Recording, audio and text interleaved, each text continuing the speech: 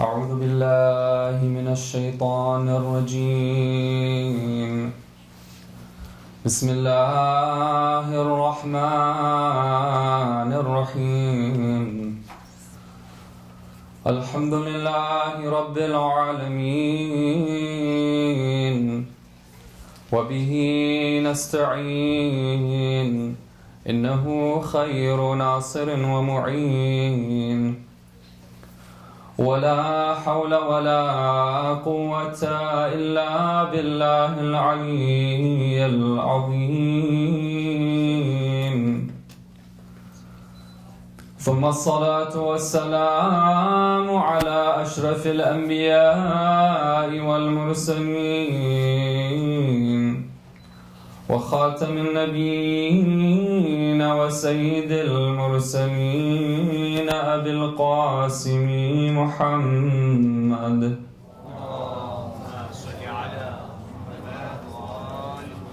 وعلى آل بيته الطيبين الطاهرين المعصومين المظلومين لا سيما بقية الله في الأرضين ولعنة الله الدائمة على أعدائهم أجمعين من ليلتنا هذه إلى يوم الدين. السلام على الحسين وعلى علي بن الحسين وعلى أولاد الحسين وعلى أصحاب الحسين. My respected elders, sisters and brothers in Islam and Iman, Salamun alaikum wa rahmatullahi wa barakatuh. We've gathered here on this night. It is the 9th night of the month of Muharram. We're very blessed to be invited to a gathering of mourning for Abu Abdullah al-Husayn alayhi salam. This is a gift from Allah. Let us be thankful for it and make the most out of the opportunity. Tomorrow marks the Tasu'ah, the 9th day of Muharram. The 9th day was a tragic day for Imam Hussein alayhi salam and his family and his companions. According to a hadith from our 6th Imam alayhi salam, he says that it was on the 9th day that the army of truth, the army of righteousness, realized that there would be no assistance coming to them from any other place. They were surrounded and they realized that this was going to be it. And when he recounts that, when he remembers this, he cries out in grief, بِأَبِ الْمُسْتَضْعَفِ الْغَرِيبِ.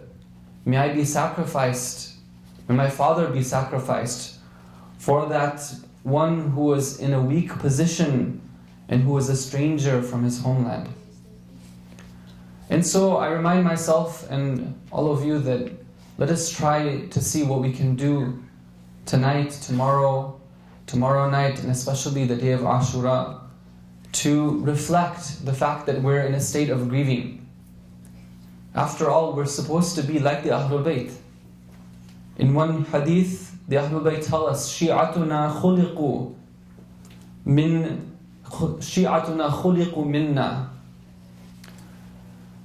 شِيعَتُنَا جُزْءٌ مِنَّا خُلِقُوا مِنْ فَضْلِ طِينَتِنَا. Our Shia are created from us. They are part of us. يَسُؤُهُمْ مَا يَسُؤُنَا وَيَسُرُّهُمْ مَا يَسُرُّنَا. That which makes us unhappy makes them unhappy. And that which makes us happy makes them happy. These are nights and days that the Ahlul Bayt are not happy. And so we should reflect that in our own behavior and our own conduct. As the brother had reminded us some nights back, that if there was a death in the family, how would we take it? let us try to be a little bit less bubbly, a little bit more serious, a little bit more grave. Of course, we can't suspend our lives, nor do we want to fake something. But let us try to remember in our hearts that great tragedy. And as a reminder, the day of Ashura, which is coming up inshallah on Tuesday, it is a day where the ulama have told us, the fuqaha have told us that it's makruh. It is disliked to engage in worldly pursuits, whether it be work, whether it be school, anything that involves securing one's livelihood for this world. There are 364 other days of the year that we can reserve for that. Let us try our utmost, unless there's a compelling circumstance, to take this day off. Accommodations can be made. Let us take that day off and see what we can do to dedicate the entire day towards the remembrance of Abdullah and Hussein and what took place with that family. Sallu ala Muhammad wa ali Muhammad.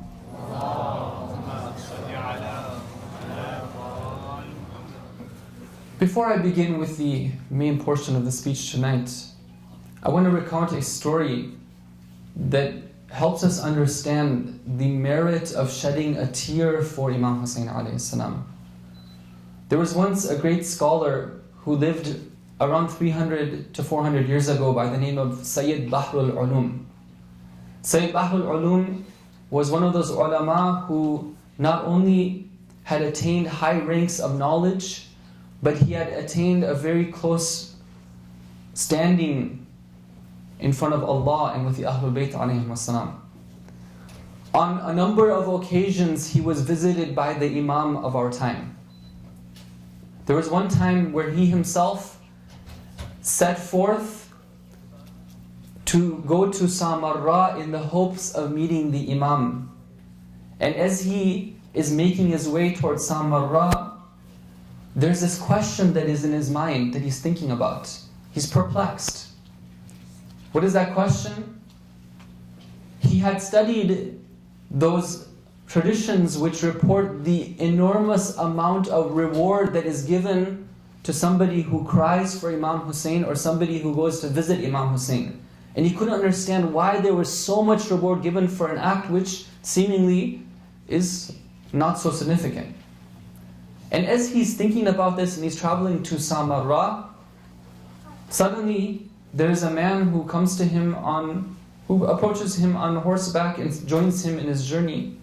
He strikes up a conversation and then he tells him, "Oh Sayyid, it seems that there's something which is going on in your mind, something which has perplexed you. Can you tell me what it is?" Sayyid Bahrul tells him that, I have this issue that I'm thinking about. How is it that so much reward is given to an act which seems not so significant? So that rider on the horse, he said that, "Sayyidina, allow me to offer my thoughts on this question." He said, "Sure." He said, "Let me explain by telling a story. Once there was a king who went hunting with his entourage, but what happened is the king got separated from the entourage.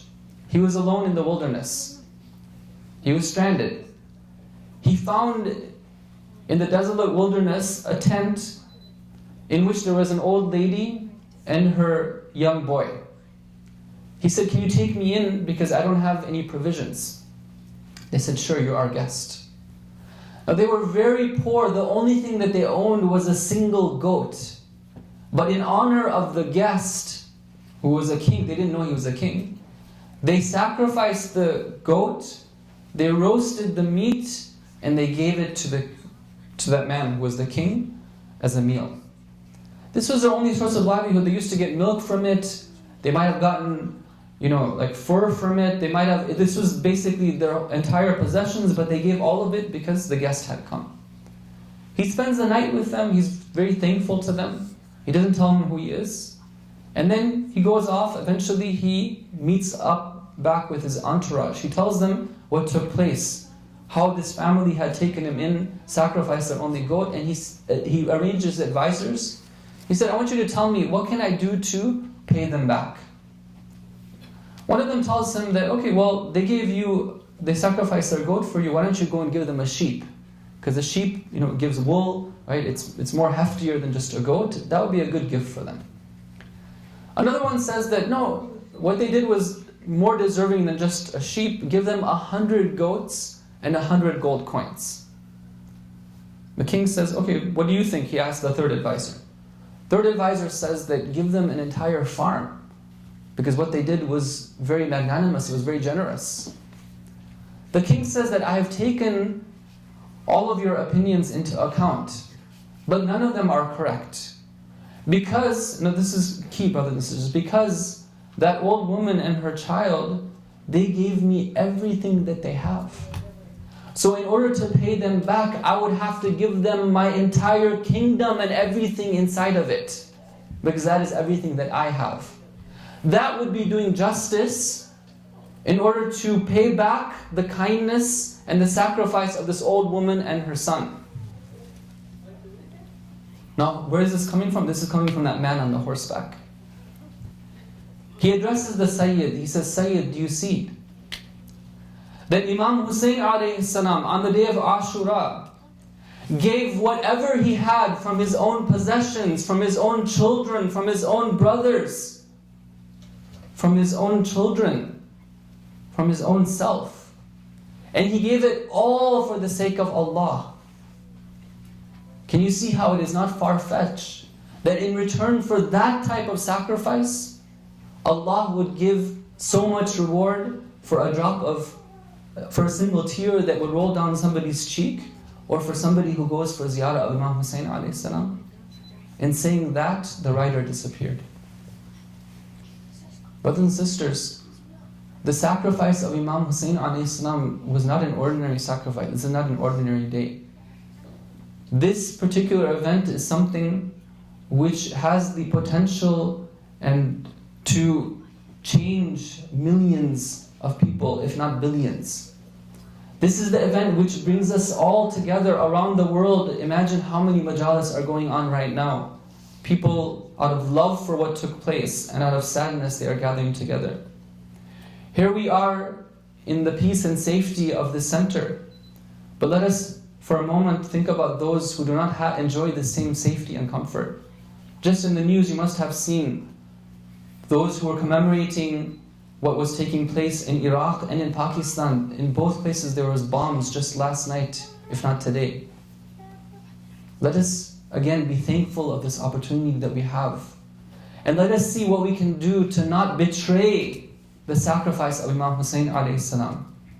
And let us remember all those who have been martyred in the sake of Allah with the salawat after Surah Al-Fatiha. Say salawat, please.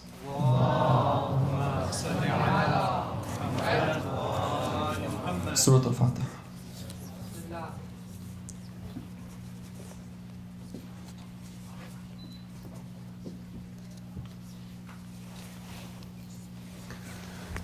Brothers and sisters, over the course of these evenings we have been covering various passages from the ziyarah of Ashura, this blessed text that we've been given as a way of saying our greetings to Imam Hussein alayhi salam. We've been looking at different passages of that and taking them as inspiration for practical guidance. How can we live our lives in a way that is like the lifestyle of the Ahlul Bayt alayhi salam? Over the course of these different evenings, we've taken a number of powerful lessons about how we can implement the teachings of the Ahlul Bayt in our lives. Tonight, I want to talk about another one of these powerful lessons, which is that of being in the state of awaiting the coming of the Imam of our time.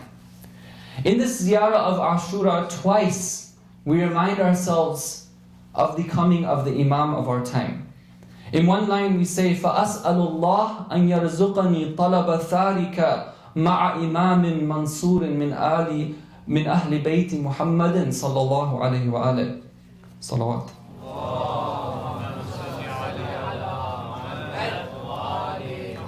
So I ask Allah to grant me the seeking of revenge and avenging your blood with the Imam who is going to be assisted from Allah, who is from your family. In another place we ask again, فَأَسْأَلُ اللَّهَ أَنْ يَرْزُقَنِي طَلَبَ ثَارِكُمْ مَعَ إِمَامٍ مَهْدِي, that we ask Allah for that honor to be among those who avenge the blood of the Imam Hussein with the Imam who is Mahdi, the guided Imam.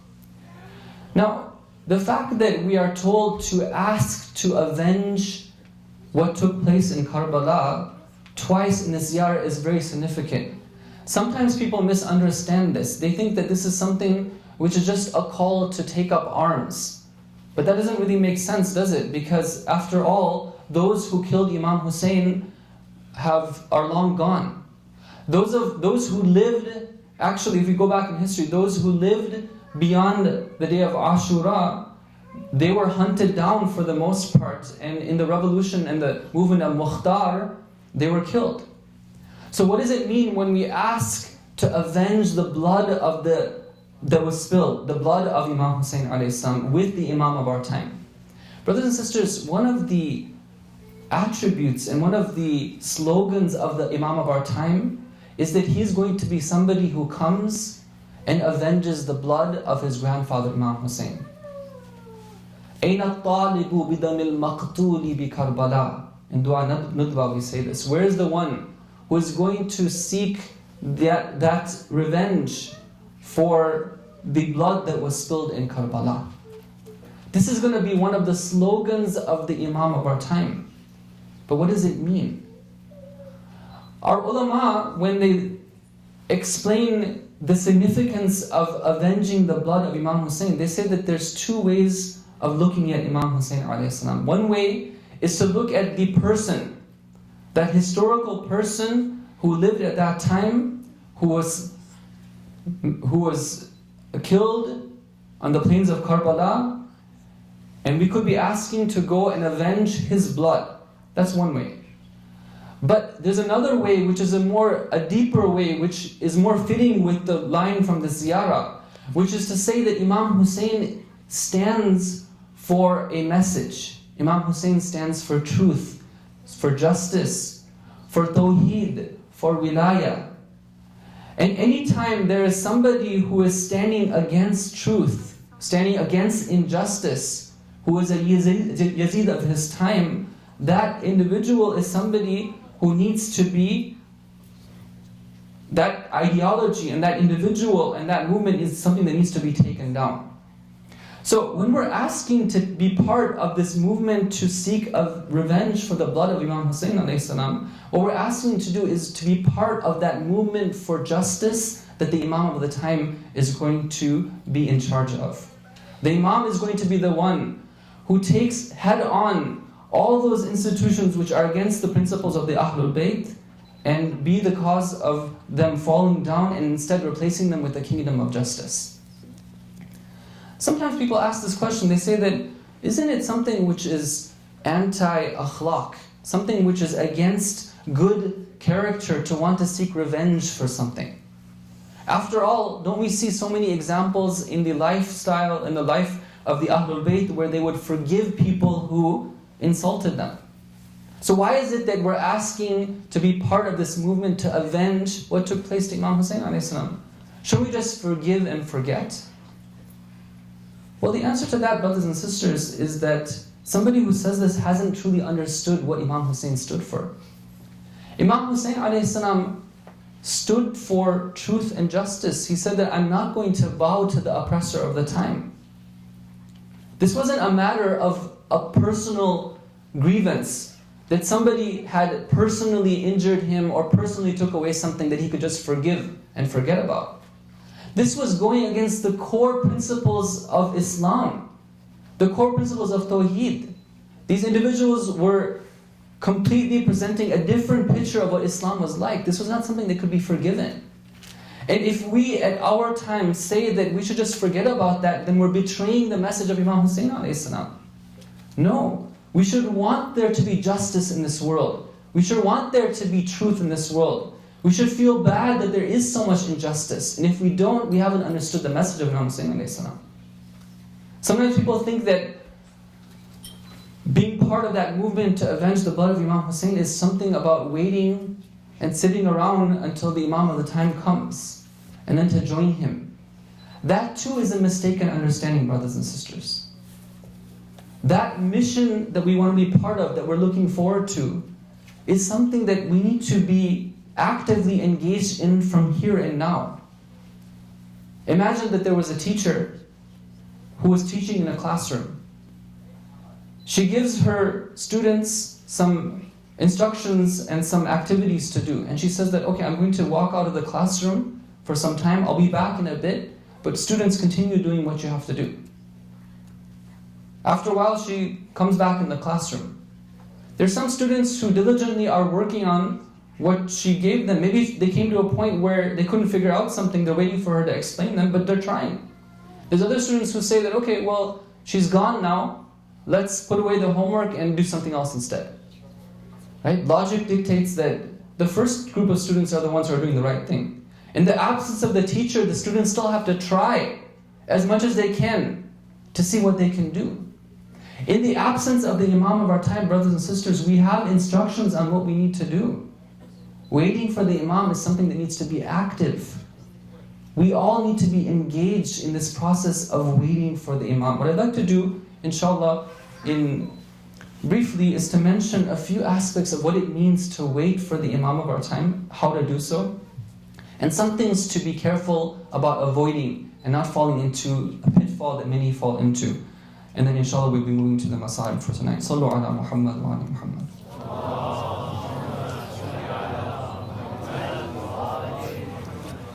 Brothers and sisters, again, in this ziyarah, if I could please ask everyone to come up a little bit forward, if possible. Sallu ala Muhammad wa ala Muhammad.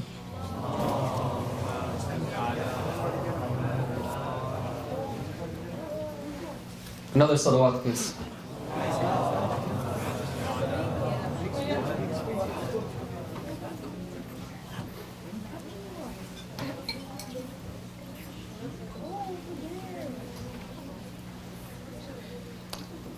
And to reflect your love for Muhammad wa ali Muhammad, another loud salawat, please.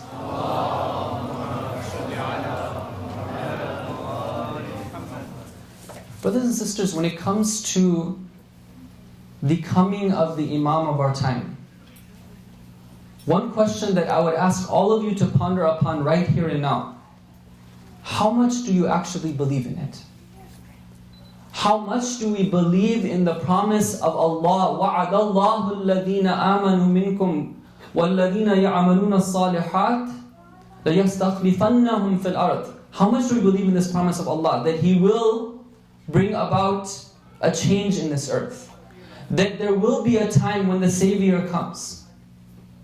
It's not only Islam that tells us of the coming of the Messiah. Scholars tell us that all the divine religions, their prophets told them that I'm here with you right now. But there will come a time where there will be a Savior who will fill the earth with justice. How much do we believe in this promise of God? How much is it part of our lives?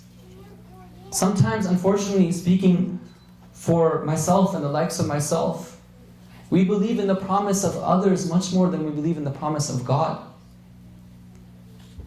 People who are fallible, people who don't have the capability to always fulfill their promises, I'm much more prone to believe in them than to believe in this promise of God. And as the time goes on, the years pass by, the decades pass by, the centuries pass by, sometimes that hope and that real belief that there will come a time when our Imam will return might fade in some people's hearts. This is something that the Imams warned us against.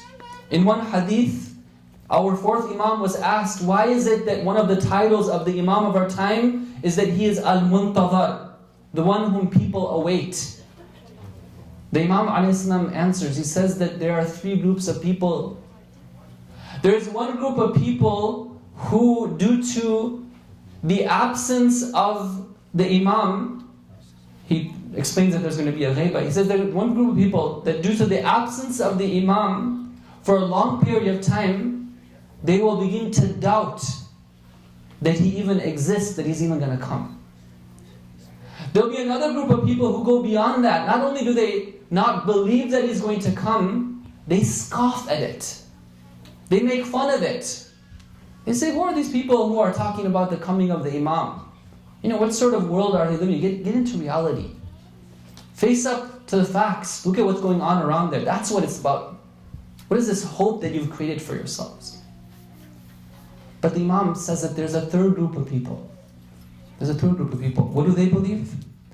These are the ones who the Imam alayhi salam refers to as being those who are khalisun, those who are pure in the remembrance of the Imam. These are the people who await the coming of the Imam. They look forward to the coming of the Imam. They don't doubt it, they don't scoff at it, but they look forward to the coming of the Imam, and they actively await it. Brothers and sisters, the whole topic of these lectures was to see what sort of lessons we can derive for changing our lives.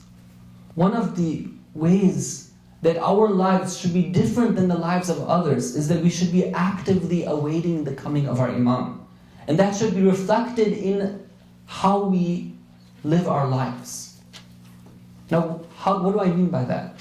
How is it that we can live a life of awaiting the Imam? I want to mention a few examples and then inshallah move to a few sort of pitfalls that sometimes people fall into. First of all, brothers and sisters, when it comes to awaiting the Imam and actively awaiting him, again, look at the example of the students and the homework. What is it that the Imam stands for? Some of the principles that the Imam stands for are knowledge and worship. If we are actively awaiting the Imam, we too need to actively be engaged in knowledge and worship. These are principles of the Ahlul Bayt alayhim as-salam. Knowledge and worship. How much are these a part of our lives? What are we doing to actively be part of the process of learning and spreading knowledge and spreading and participating in the culture of worship? Here, in an environment which is not Muslim, this is particularly important. Those institutions which have been set up to learn, these are institutions we should be part of, brothers and sisters. It saddens me sometimes to hear that the madrasas have trouble bringing in qualified teachers. Brothers and sisters, especially my generation of young adults who grew up in this environment. Where are you when this call for help is being made? What is the excuse that we have that we cannot impart knowledge to our young children? Is it the case that, God forbid, we don't think we're good enough role models for them? Well, this is the night then to pledge to Sayyidah Fatima al-Zahra and tell her that the sacrifice of your son didn't go in vain. I am going to commit to a life of purity, a life that the Ahlul Bayt will be proud of. So I can at least be proud of the way I lead my life when it comes to the Ahlul Bayt.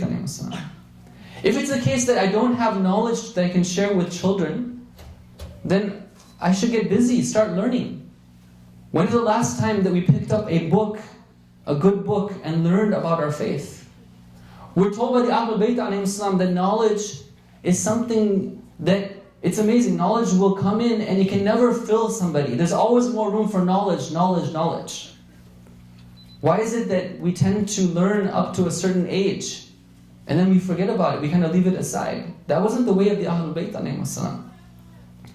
Brothers and sisters, gaining even a small amount of knowledge on a weekly basis can change our lives. Different young people, adults, who have made it a point to set aside a little bit of time in their schedule on a weekly basis. They report back, they said that just gaining this knowledge opens up horizons for us. We feel so much more enthusiastic about our deen. We realize that these truths that the Ahlul Bayt have to offer us are things that you cannot find anywhere else. Any university, any class elsewhere cannot teach us what the Ahlul Bayt have to teach us. And again, brothers and sisters, something that I've emphasized on other nights as well too, the importance of setting up schools and institutions. This is part of the responsibility we have of preparing for the coming of our Imam. Worship, brothers and sisters, being part of institutions of worship like Husayniyat, like Masajid, If we truly await the Imam, we have to support these institutions. The fact that we don't pray together, that we don't congregate together and pray on a daily basis is something which is very unnatural. That's not the way Muslim communities were supposed to be set up. We're supposed to experience what it's like to see each other at least once a day, if not twice a day, if not 3 times a day, every single day, and worship together as well too. Imagine what sort of bonds of brotherhood and sisterhood would be formed if we saw each other so often. Imagine how many problems could just be taken care of if we always met with each other and greeted each other, and we felt free to express our needs to one another because we were seeing each other so much. Again, it's not natural for us to only pray together once a week, if that.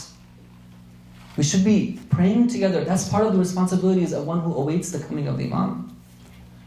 Brothers and sisters, when it comes to being an active awaiter of the Imam, one of the principles the Imam stands for is the principle of justice. What are we doing to establish justice within ourselves and within the community and the society around us? This is a very serious and important question that we have to face. Are we among those who have a skewed understanding of things, that we're just to sit at home until the Imam will come? Or are we supposed to take on that mission that the Quran tells us, that the purpose that Allah sent the prophets and the books was لِيَقُومَ النَّاسُ بِالْقِسْطِ, Surah Al-Hadid, so that people establish justice. How am I part of this process to establish justice in the land? Usually, what happens is that we tend to be reactive. When something happens overseas or something happens domestically, and it's a crisis situation, that's when we come out and we speak out. We're forced to. And that's good. Those of you who take pains to establish good and proper forms of protest and of rallies and different events to raise awareness of social justice and political justice, your efforts are very appreciated. But we need to not only be reactive, we have to be proactive as well. We need to be part of a campaign to spread justice. This is the teachings of Islam. We should be encouraging knowledge and truth and justice. And there's ways to do so, brothers and sisters. Let me give you an example. In the last 20 years, the campaign to promote gay and lesbian values in the society has been extremely successful. Analysts who look at their campaign, they say that no time in history has the entire perspective of a society been changed in such a small amount of time regarding something. 20 years, and something that was before taboo, that people wouldn't even speak about, is now something so common that you see it on the door of every single classroom in a school. How is it that they were able to do so? Brothers and sisters, people can be changed. They can be swayed to think different things. Now here we have this beautiful treasure of truth and knowledge and this push for justice. It's something which is right, it's something which is correct. Imagine if people had access to it. There's rare occasions when people get access to our treasures, things like Sahifat al-Sajadiyah, things like Nahj al-Balagha, things like the sayings of the Ahlul Bayt, and they're just floored. They say, where did this come from? We wish we had this before. We have a responsibility to give these to the people, to have a plan and a program for spreading this, for changing people's opinions as well too. We're living at a time right now where Islam is under attack. This is something which is not a secret. Islam is under attack. There's groups whose expressive purpose is to attack Islam. They put out ads in subways and on buses equating Islam with terrorism. Those are the groups that are working in a way which is open. There's groups which are working, many more actually, in a more subtle way to attack the core principles of Islam and to attack God and to remove God from the conversation in the society. Where are we? What are we doing to be able to stand up against this? Brothers and sisters, the point is that all of us, in some capacity, we have to understand that there's a responsibility we have in this time of awaiting the Imam, and we have to be busy engaging in that responsibility.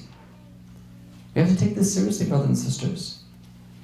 We're told in a hadith that one of the qualities of the companions of the Imam of our time, wouldn't we all like to be with the Imam of our time? One of the qualities of these companions is that الدُّعَاةُ إِلَى دِينِ اللَّهِ سِرًّا وَجَهْرًا. They are calling to the religion of God openly and in secret. In Arabic, that's an allusion to the fact that they give their entire soul towards this cause of calling to the religion of Allah. We need to all be calling to the religion of Allah. How? Through our own beings, through our own actions, and through the projects and different sort of activities that we engage in. But what happens, brothers and sisters? We come to these majalis, we get inspired a bit maybe, we beat our chest, we shed some tears, and after everything settles and the month of Muharram comes to an end, people like myself, we just go back home and just engage in our normal ritual. We're too busy with our lives, earning our livelihood. There's no time in the day. School keeps us so busy, we're barely struggling just to pass by. Yeah, once in a while I might say salam to the Imam of my time, but I don't have really anything to offer him. Brothers and sisters, these are excuses. These are excuses of the shaitan. They've always plagued us. And they plagued the Muslims before us as well too. Allah subhanahu wa ta'ala says in the Quran, He talks to those who are refusing to join actively with their Prophet at that time. This is in Surah Tawbah, verse number 38. مَا لَكُمْ إِذَا قِيلَ لَكُمْ إِنْفِرُوا فِي سَبِيلِ اللَّهِ إِذْ ثَاقَلْتُمْ إِلَى الْأَرْضِ أَرَضِيتُمْ بِالْحَيَاةِ الدُّنْيَا مِنَ الْآخِرَةِ. Why is it that when you're called to go out in the way of Allah, that you just cling to the earth? You cling to your material possessions. You cling to this dunya. You're stuck in that. أَرَضِيتُمْ بِالْحَيَاةِ الدُّنْيَا مِنَ الْآخِرَةِ. Are you content with this world above the hereafter?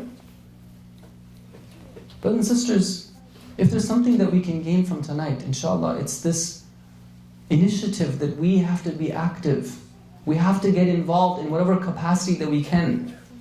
But when we do so, we need to keep in mind a few things. I want to just mention these things, inshallah, and move to them aside. Number one, I'll mention 3 points. Number one is the importance of having a balance. Unfortunately, what we have right now, usually in communities, is that there's a handful of people who are extremely active, and then most of the people are just participating sometimes. There's a lot of lethargy, a lot of inactivism. Now what happens, brothers and sisters, is that those people who are so active, they get so burdened down that they have a hard time maintaining balance in their lives. So one of the things we need to do is to come and help them, to see what we can do. Why is it that other people are doing the work? I want to be somebody who's going to join the Imam in my time. Just imagine, brothers and sisters, if I lead a life and I don't do anything active for the sake of the Imam in my time. Let's say that next year he comes. Let's say he comes now. Let's say he comes tomorrow.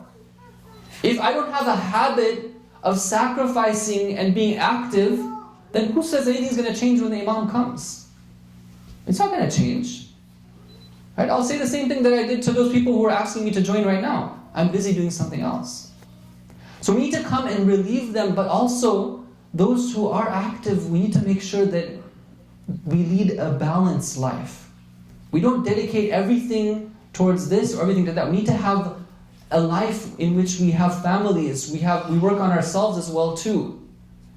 Somebody who gives their entire life to the Husayniyah but then doesn't have a family life, that's not right either. The Ahlul Bayt were perfect examples of this. They had strong individual lives, strong family lives, and strong community lives as well too. How can we do this on a practical level? Because after all, we are busy. We have a short amount of time every day. How can we get active? One of the suggestions, brothers and sisters, is that we need to have gatherings where families who are awaiting the coming of the Imam come together. And in these gatherings, we need to do a combination of things. I'm giving you practical points here, brothers and sisters. We need to do a number of things. Number one is we need to seek knowledge. Okay, that's something that we can always do. Number two, we need to engage in social activity. We need to have fun as well too. Having fun, of course, not in gatherings of mourning like this, but otherwise, having social interaction which are halal is something which is positive. Thirdly, we need to get together and we need to remember the fact that we are awaiting the coming of the Imam and make plans, make strategy, decide on policies, come up with activities, figure out who's going to do what. We do our part so that we can at least tell the Imam that we tried our best. Oh Imam, in your absence we didn't just sit around and get attached to the dunya. We did what we could to work and implement those principles that you and your forefathers taught us.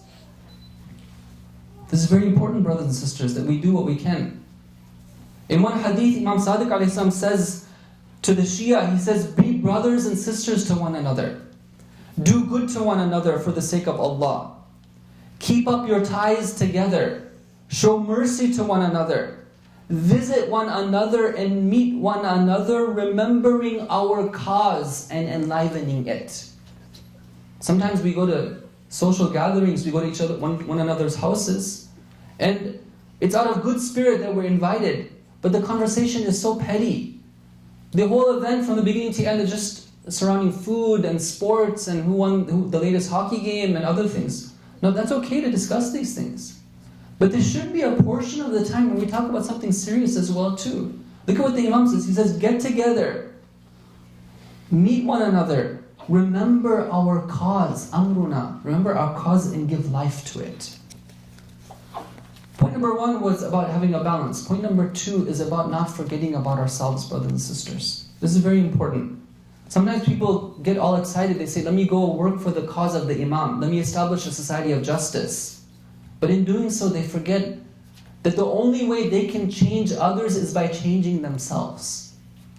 The only way we can change others. This applies to my family. Some of us have problems in our families.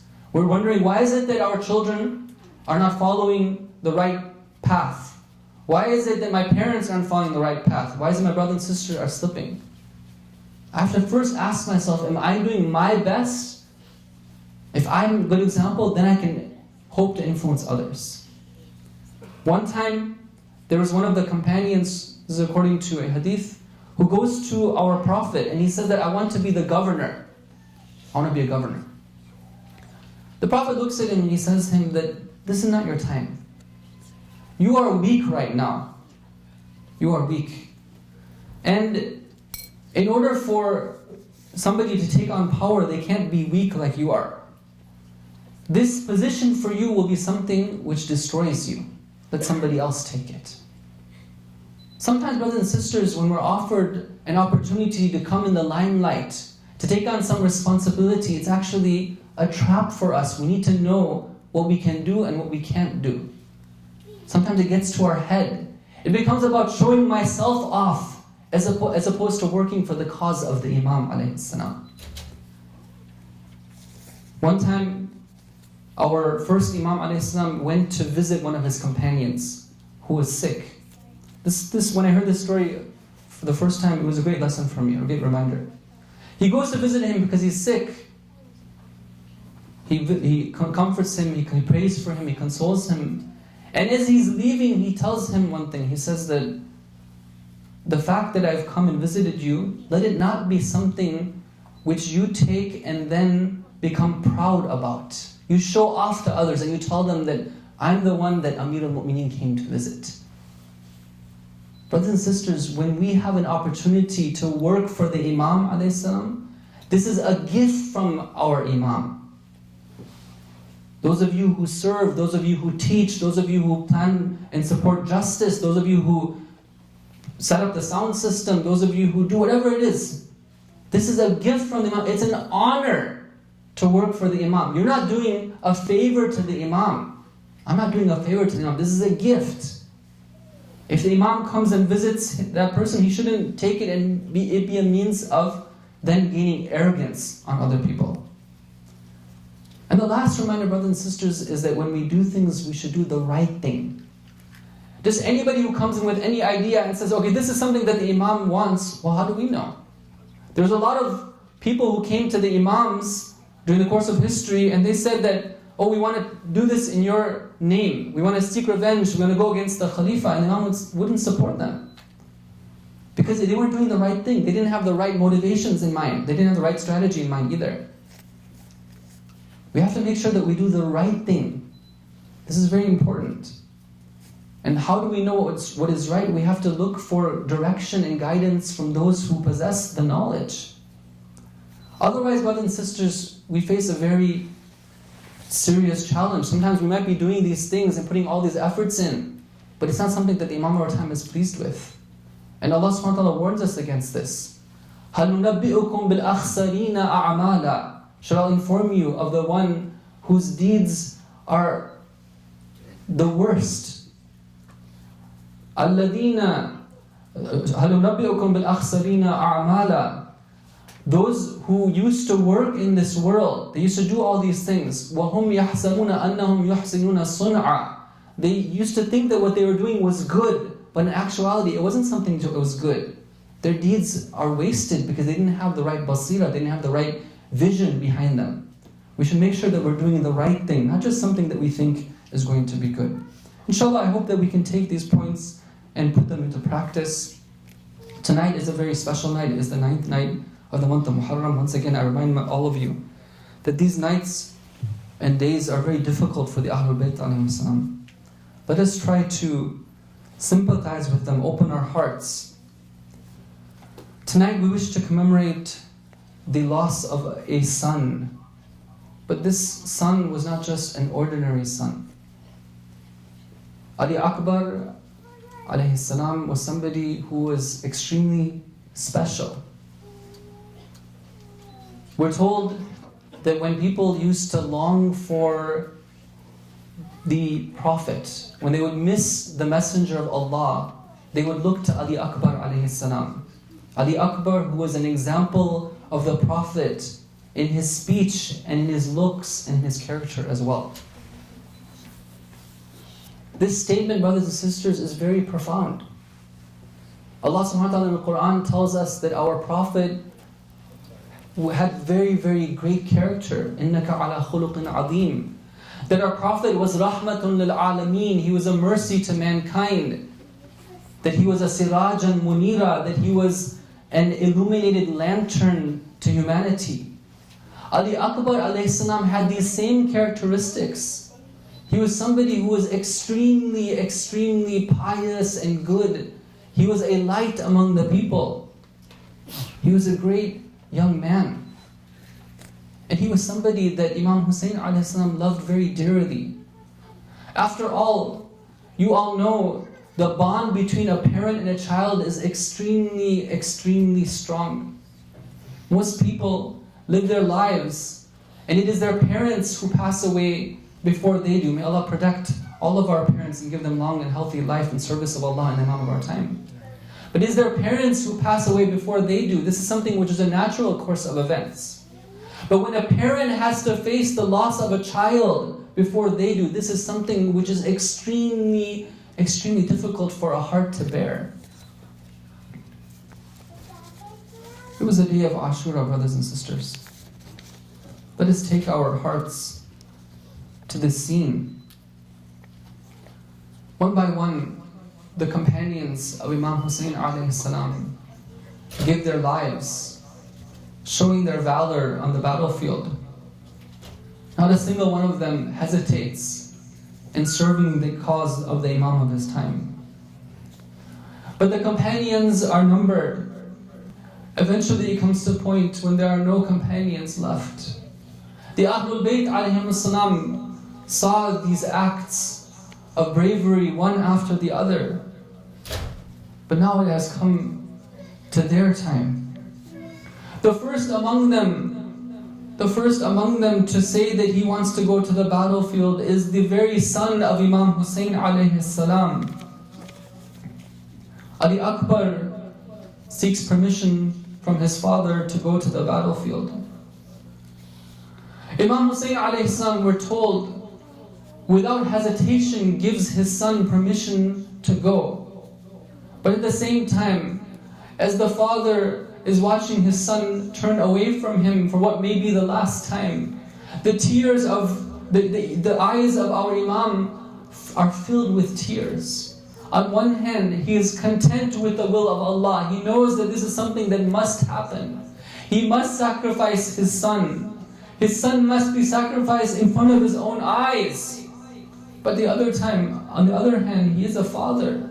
This is a scene of contentment with the will of Allah and compassion for a son like no other son. Ali Akbar alayhi salam is approaching the battlefield. Imam Hussein alayhi salam cries out, Allahumma ashhad faqad baraza ilayhim ghulamun ashbaha an-nasi khalqan wa khuluqan wa mantiqan bi rasulik. O Allah, bear witness that there is a young man who is going forth, who most resembles your Prophet in his looks and in his characteristics and in his speech. And then he says that when we ever would wish to look to our Prophet, we will look to him. O Allah, cut off the progeny of Ibn Sa'ad like he is going to cut off my progeny. Sallallahu alayka ya Aba Abdullah. Sallallahu alayka ya Ibna Rasulullah. Sallallahu alayka wa ala banika وعلى ابنك علي بن الحسين الأكبر. Our salutations upon Hussein, who bore on that day of Ashura tragedy after tragedy. Our peace and salutations to Ali ibn al-Hussein. Ali al-Akbar is facing the enemy army. He cries out his battle cry. أنا علي بن الحسين بن علي نحن وبيت الله أولى بالنبي أما ترون كيف أحمي عن أبي. I am Ali, the son of Hussein, the son of Ali. We are, by Allah, more deserving to this right than anyone else. Do you not see how I protect my father? Ali Akbar is mounted on his horse fighting the enemy army. It is one man against so many. Ali Akbar fights very bravely. But after some time, there is a strange scene that is seen in Karbala. No other place during that day does this take place. The young man who is fighting suddenly is retreating. Why is he retreating? Is it a retreating of fear? Is he running away from them? God forbid that he would do such a thing. Is it just the fact that he is thirsty and he is tired? No. This is Ali al-Akbar. After all, brothers and sisters, if you had a chance to meet with the Imam of your time before you were to die, wouldn't you like to do so? Ali Akbar wishes to see his father one more time. He comes back to him. He tells him, "Oh my father, al-atashu qad qatalani wa thiqlu al-hadid qad ajhadani وثقل الحديد قد أجهدني فهل إلى شربة من الماء سبيل." Oh my father, the weight of this armor is so oppressive and my thirst is killing me. If there's only some way to get some water. Imam Hussein alayhi salam looks at his son. Imagine what a father would say to his son who is thirsty. He cannot give him any water because he has no water to give. He tells him that, "Oh my son, be patient. Soon you will meet your grandfather who will give you a drink after which you will never be thirsty." Ali Akbar alayhi salam is recharged. He goes back to the battlefield. He fights for some time. But there's a man who is determined. He has his sights set on the son of Hussein. His name is Munqidh La'natullah alayh. Munqidh readies his spear, waiting for that right moment. He is hungry to be the one who goes down in history of being the first killer of the family of the Ahlul Bayt. Munqidh hurls his spear. It hits the son of the Imam, Ali Akbar alayhi salam. Is thrown off his horse. But what is he thinking about? He cries out, Ya Abada, oh my father, alayka salam. هذا جدي يقرئك السلام ويقول لك عجل القدوم علينا. Oh my father, I send you my salam. This is my grandfather. That promise that Imam Hussein gave him came true. This is my grandfather. He has quenched my thirst and he is telling you, hurry up and join us. Imam Hussein alayhi salam is watching this. He hears his son. But now there's a whole army who is gathered around the body of Ali al-Akbar. They know who it is. They see the Imam standing there. Oh army, don't you see that it's not just the Imam. There's a lady who is watching what is going on. Zainab Salamullahi alayha comes out. Zainab is watching what is happening to her nephew. Oh enemy, stop, don't do that. فَقَطَعُوهُ إِرْبًا إِرْبًا. How can you do this to this young man who so resembled the Prophet that you claim to follow? Zainab cries out, Wa Habiba, Yabna Abat, Yabna Akha. Oh my beloved one, oh my nephew. La hawla wa la quwwata illa billah. Imam Hussein alayhi salam, after the enemy departs, goes to the body of his son. He cries out after putting his cheek on the cheek of his son, Ala dunya ba'adaka lafa.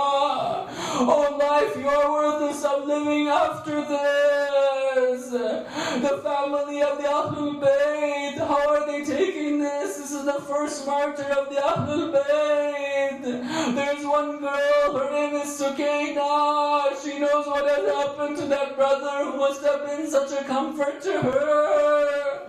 She is crying and wailing so much that Imam Hussein tells her, Oh Sukaina, be patient. استعملي للصبر. Sukaina tells her father, كيف يصبر من قتل أخوها وشرد أبوها. How can one whose brother has been killed and whose father has been exiled be patient? Inna